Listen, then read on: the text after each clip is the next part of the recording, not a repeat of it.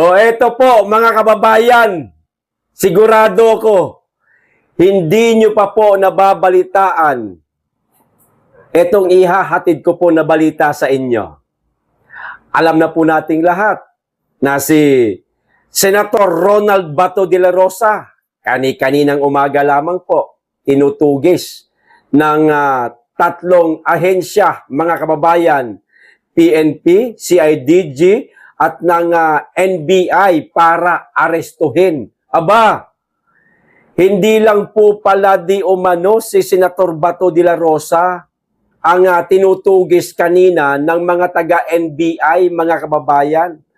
Ayon po sa mga kaibigan po nating vlogger na lagi pong nariyan sa labas para i-cover ang mga kaganapan po, kagaya po ng press con na nangyari po kanina sa mismong tanggapan ng PDP Laban kung saan guest po si Attorney Harold Respicio at saka si retired General Virgilio, mga kababayan. Aba, sinugod din daw po di umano ng NBI ang tanggapan ng PDP Laban para arestuhin si Attorney Harold Respicio. O eto ho, ang video, mga kababayan, ipapanood ko po sa inyo. Pero bago ko lamang po simulan itong videong panunuorin po natin, mga kababayan, kaklaruhin ko lang. Kasi natanong po si Attorney Harold Respicio ng taga PDP Laban na siyang naging tawag nito, pinaka-moderator nitong nasabing press conference kanina nga lang, mga kababayan. Tinanong siya, no, nitong taga-PDP Laban, itong si Harold Respicio, na, kamusta naman po kayo ngayon, sir? Na itanong po ito ng taga-PDP Laban, matapos po nilang mabalitaan, mga kababayan, na meron na di umanong NBI nasa baba ng building. Meron di umanong tumawag sa taga-PDP Laban na security guard ng building na yon na, madam, meron pong NBI nasa baba. Hinahanap daw po si Attorney Harold Respicio. O ito na lamang po ang video, panuorin na lang natin, mga kababayan. O ito na. At ngayon, Attorney Harold, singit ko lang, kamusta po kayo ngayon? Malaya pa, pero hindi natin alam yung mga moves ni NBI Matibag dahil kinasuhan niya ako ng inciting to sedition, inciting to rebellion. Hindi ko pa alam yung laman ng kanilang complaint, pero nag-serve sila kahapon sa office ko eh. Hindi na ako nagtatrabaho dun sa BGC eh. So sorry na lang kayo. Hanapin nyo na lang ako para ma-serve ako ng subpoena. Pero in any case, base sa press con ni Director Matibag, ay nag-incite daw ako ng sedition doon sa Rage Visayas na ginawa natin sa Cebu. Pero ano ba ang ginawa ko doon? Nagtanong lang naman ako sa taong bayan at sila ay sumagot. So, hindi ko statement yon. Ang inciting ay ako yung nag-uudyok. At ang dapat inuudyok mo ay patayin yung mga ahente ng gobyerno or hindi nasundin yung mga ahensya ng gobyerno or manawagan ka na magrebelde. Ibig sabihin mag-take up ng arms. Pero ano ang tinanong ko sa Ridge, Visayas? Ang tinanong ko lang naman sa kanila ay, gusto nyo na ba silang patayin? Pero sumagot sila kaagad. Pero ang tanong ko ay, gusto nyo na bang patayin ang korupsyon? Hindi ko sinabing sila. Gusto nyo na bang patayin ang korupsyon? O, di ba? Hindi seditious yun. At hindi inciting yun dahil nagtanong lang ako. Freedom of asking questions ang tawag doon. At freedom of speech yun ng mga sumagot. Alright? At yung tinanong natin, gusto nyo na ba ng revolusyon? Ulit, nagtatanong ulit ako. Kung baga sa batas, sa prosecution, ang standard ay reasonable certainty of conviction. Sa korte, proof beyond reasonable doubt. Pero kapag ako ang nagtanong at hindi ako yung sumagot, ibig sabihin merong uncertainty sa aking intention. Merong plausible deniability. So hindi siya pasok for prosecution at hindi rin siya pasok for conviction. And besides, kapag sinabi kong revolution, meron namang peaceful revolution. Hindi naman ibig sabihin rebellion kaagad. I-distinguish natin yung rebellion sa revolution. Ang rebellion, taking up arms to overthrow the government. Green Revolution. Green revolution is quite another revolution. It's a peaceful revolution. EDSA 1 is a peaceful revolution. Even when I asked the audience, extra-constitutional gusto ninyo? EDSA 1 was an extra-constitutional revolution. Yet a valid revolution still. Yeah, very valid yun, peaceful, dahil hindi tayo nananawagan ng violence and harm doon sa government. Kahit yung sinasabi nila na nagtanong ako sa taong bayan, willing ba kayong mamatay? Nagsagot sila, oo. Pero hindi ibig sabihin na mamatay through an armed rebellion. Hindi. Mamatay, sabi ka ni Ninoy Aquino, Filipinos are worth dying for. Kapag willing kang mamatay at maging bayani, hindi ka naman revolting in an armed struggle. Willing ka lang i-offer ang buhay mo para sa isang noble cause, maging heroic. At hindi po yun inciting. As a matter of fact, encouraging to be a hero. So nasa sayo na yan, Mr. Matibag. Good luck sa iyong kaso. Pero naninindigan ako na wala akong maling ginawa. Kaso ka lang ng kaso, hindi ako natakot. Alright? Ipaulit mo! Ipaulit mo! Patayin mo! Mag-unahan tayo. At saka hindi pa tayo tapos, no? Kasi parang kulang na kulang ako sa sinasabi ni Attorney Harold. If you don't mind, can I ask you one more question? Sa mga nangyayari po sa inyo, sa nakikita ninyo, ang ng mga taong bayan po ay nagkakaroon po ng parang napupuhayan ng loob dahil na ipakita ninyo talaga yung tunay na malasakit, no?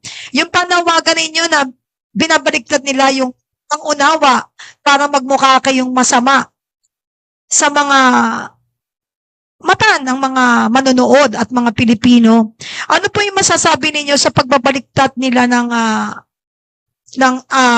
meaning or kahulugan ng mga bawat salita na nilalabas ninyo sa publiko? Katulad niyan, ito po ay usaping politikal. Ang layo pa naman po ng eleksyon. Bakit po nila kayo talaga pinipilit makasuhan at palabasing masama? Sa nakikita ninyo, ano po ba talaga ang tunay na dahilan? Attorney? Well, they want to silence us because we are effective. Marami pong nagsasalita at nananawagan ng actual revolution sa social media. At sabi nila, storm na daw yung Senate at patay na daw si Matibag at patay na daw si BBM. Maraming nananawagan niya sa social media. Pero bakit hindi sila sinasampahan ng kaso? Dahil si Atty. Harold Respicio ay effective. At effective din siyang umiwas ng kaso.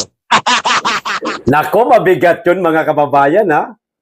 Yung isang sinabi ni Atty. Harold Respicio, mag-unahan tayo. Nako, hindi ho natin alam, mga kababayan, kung anong gagawing hakbang ni Harold Respicio laban kay NBI Director Matibag, mga kababayan. Abogado ho ito. Kagaya ni Matibag, abogado din. Pero sa palagay ko, mas matalino na abogado. Itong si Harold Respicio, mga kababayan.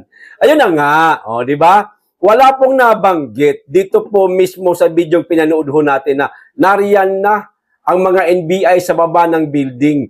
Ang may sabi po nito sa akin, mga kababayan, ang mga vlogger na naroon po kanina sa presscon na ginawa ng PDP laban. At eto nga ang naging tanong nitong isang taga-PDP. Pero handa naman di umano si Atty. Harold Respicio. Handa nga siyang makipag-unahan di ba? Kay NBI Director Matibag, mga kababayan. Ayan, natabayanan po natin ang mga kaganapan po dito kay Atty. Harold Respicio, mga kababayan, na isa na po siya ngayon sa mga ginigipit kagaya po ni Senator Ronald Bato de la Rosa. Ayan. Joel Villanueva, si Jinggoy Estrada, Chis Escudero, halos karamihan ng mga nasa majority block, mga kababayan. 10 di umano itong mga senador na nasa majority, mga kababayan, ang sasampahan di umano nila ng kaso para gipitin, para po siguro manahimik, mga kababayan. At wag pag-usapan, ayan ang tungkol sa flood control scam, kasi nga kapangyarihan na ngayon ng majority na pag-usapan, ang flood control scam, ang impeachment kay BP Inday Sara, mga kababayan. Kumbaga, kinakailangan na po talaga ng pitpitan diyan sa Senado, mga kababayan. ang nangmimitpit, ano tawag dyan, ay yung mga taga-minority pa talaga. Imbis na ang meron pong kapangyarihan ang magsigasigaan diyan sa Senado, walang iba, ang majority hindi ho, baliktad po ang nangyayari. Ang nagsisiga-sigaan po ngayon diyan sa Senado, ang mga taga-minority at mga pabiktim pa, mga kababayan, mga tampururot, di ba? Mga talunan. Kaya ang ginagawa ho nila, mag-walk out na lang para lumalabas na biktima sila nitong mga taga-majority black. Di ba? Kita nyo na? So mag-antabay po tayo mga kababayan dito sa mga gagawin kay Attorney Harold Respicio ng mga taga-NBI. Hindi ho natin alam kung paano po nakalabas si Attorney Harold Respicio sa gusali kung saan naroon po ang tanggapan ng PDP Laban. Wala po tayong idea kung paano siya nakalabas, nakauwi. Ano ho? Importante ngayon, nasa laya, ibig sabihin, hindi nakuha ng mga taga-NBI itong si Attorney Harold Respicio. Ulitin ko, ito po yung feed po mula po sa ating mga kaibigang vlogger na dumalo kanina doon sa press con ng PDP Laban. Okay, ito pa isang balita, mga kababayan, nakakatawa na ho ang nangyayari dito sa 11 na taga-minority black. 4 po sa kanila, mga kababayan, ang natatakot na po sa mga comment ninyo. Kayong mga DDS, kinatatakutan na po kayo ng mga minority black. Ituloy nyo pa. Isagad nyo pa ang pag-question sa kanila. Kasi itong 4 na senador, mga kababayan, naglimit na po ng comment sa kanilang mga post.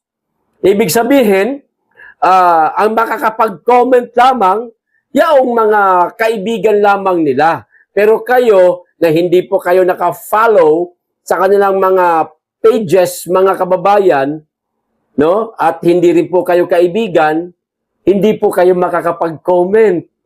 Nilimitahan na po nila ang comment section ng kanilang mga Facebook page, mga kababayan, siguro dahil nasasaktan na sa mga puna sa kanila ng mga kababayan natin, especially ng mga DDS.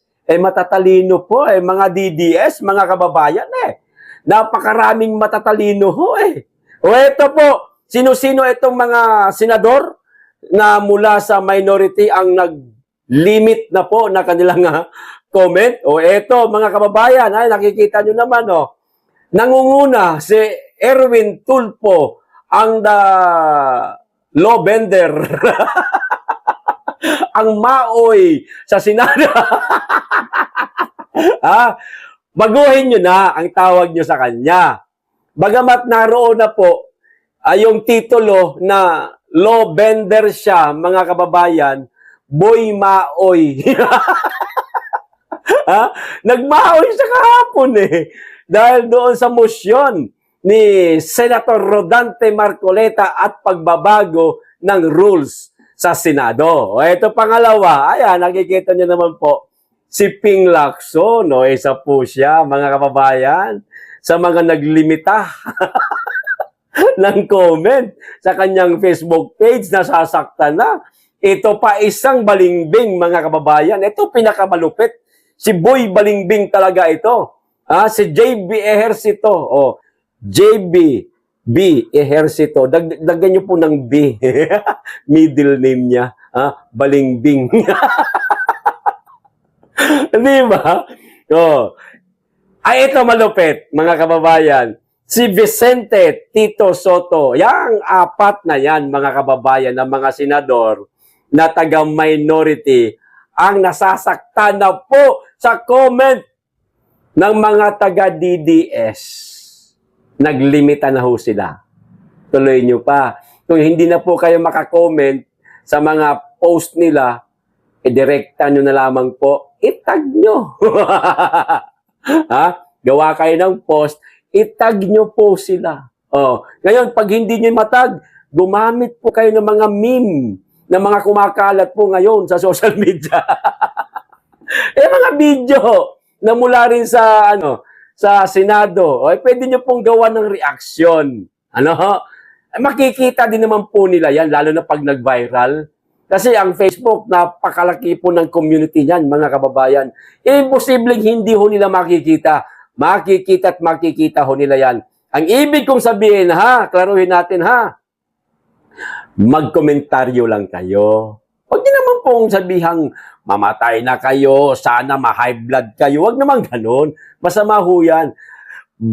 Issue-based lang, ika nga, sa madaling salita. Okay, ito pa isang balita, mga kababayan. Nagkaroon po ng palarong pambansa. Noong isang araw lang po, may pamangkin nga ako ron lumaban nga sa palarong pambansa, taekwondo, ang kanyang sports, mga kababayan. Ito yung tinatawag na palaro to agsor, mga kababayan. Habang nagsasalita si Bongbong Marcos, mga kababayan, sa pamamagitan po ng AVP message, yung video lang, ipinapakita sa entablado, mensahe ng presidente para sa lahat ng mga manlalaro sa palarong pambansa. Ang sigaw po nito mga estudyanteng kabataan, mga kababayan, Duterte. Duterte po ang sinisigaw ng mga estudyanteng kabataan, nakalahok sa palarong pambansa habang nagsasalita po ang presidente sa entablado, ipinapakita ho yung kanyang video. Ganyan na po ngayon ang tingin ng ating mga kabataan sa kasalukuyang presidente. Ganito na lamang po kaliit ang respeto ng mga Pilipino sa kasalukuyang presidente natin, mga kababayan. Kahit mga estudyante, mulat na po kasi ang mga estudyante. Alam ho nila ang mga nangyayari ngayon sa ating bansa. Corruption, isa yan. Mulat na po ang kabataan dyan dahil po sa social media.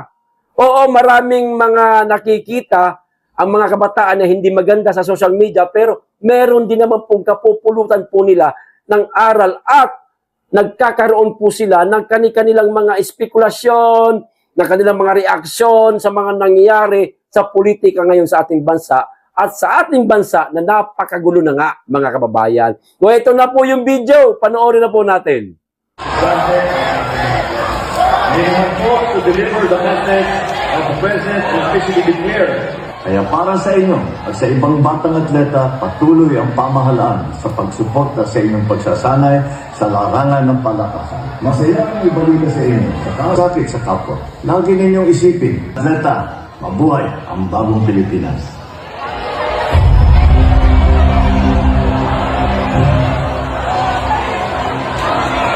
Salamat sa napakaraming tulong para sa ating mga estudyante. They have fought to deliver the message of the President and officially declared the opening of the Palarong Pambansa. It is an honor to introduce no less than estudyante. They have fought to deliver the message of the President and officially declared. Kaya para sa inyo at sa ibang batang atleta, patuloy ang pamahalaan sa pagsuporta sa inyong pagsasanay sa larangan ng palakasan. Masaya ang ibalita sa inyo sa kasakit sa kapwa. Lagi ninyong isipin, atleta, mabuhay ang bagong Pilipinas.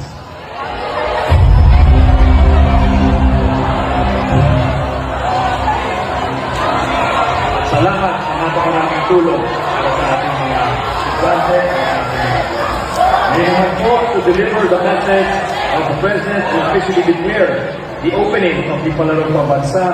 It is an honor to introduce. Ayan, maliwanag, mga kababayan, Duterte. Duterte po sinisigaw